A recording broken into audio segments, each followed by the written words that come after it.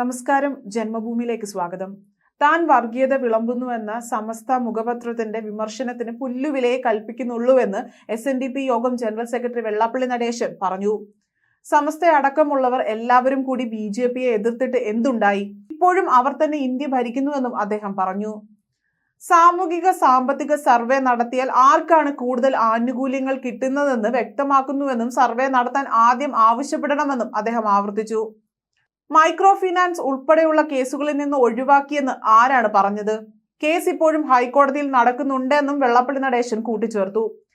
സംഘപരിവാറിനെ പോലും നാണിപ്പിക്കുന്ന തരത്തിൽ അവാസ്തവ കാര്യങ്ങളാണ് വെള്ളാപ്പള്ളി പറയുന്നതെന്നും RSSനുള്ള ഒളിസേവയാണ് നടത്തുന്നതെന്നും സുപ്രഭാതം പത്രത്തിലെ മുഖപ്രസംഗത്തിൽ വിമർശനം ഉയർന്നിരുന്നു. ഈ ലോകം സത്യത്തിലാണ് സ്ഥിതി ചെയ്യുന്നത്, അതുകൊണ്ട് കള്ളം പറയരുത്, സത്യം മാത്രം പറയുക എന്ന ഗുരുദേവ വചനത്തിലാണ് മുഖപ്രസംഗം ആരംഭിക്കുന്നത്. കാലാകാലങ്ങളിലായി അസത്യവും അധാർമികതകളും മാത്രം പറയുന്ന വെള്ളാപ്പള്ളി നടേശൻ എന്ന സാമുദായ നേതാവിന് കൂടി ഈ വാചകം ബാധകമാണ് എന്ന് പത്രം പറയുന്നു.